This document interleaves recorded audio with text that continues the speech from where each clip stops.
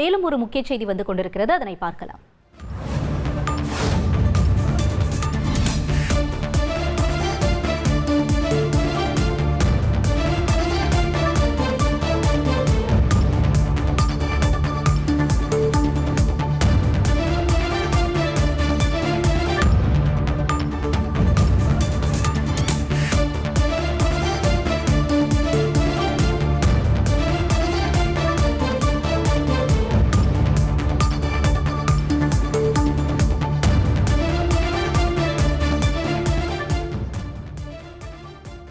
செம்மண் முறைகேடு தொடர்பான வழக்கு அடிப்படையில் அமலாக்கத்துறை தாக்கல் செய்திருந்த வழக்கு தொடர்பாக அமைச்சர் பொன்முடி அவர்கள் மார்ச் 19ஆம் தேதி நேரில் ஆஜராக சென்னை சிபிஐ சிறப்பு நீதிமன்றம் உத்தரவு பிறப்பித்திருக்கிறது.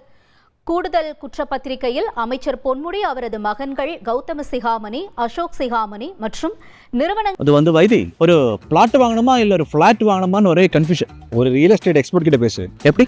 பாஸ்வாலா Be the boss. மீதும் அமலாக்கத்துறை குற்றச்சாட்டை பதிவு செய்திருக்கிறது.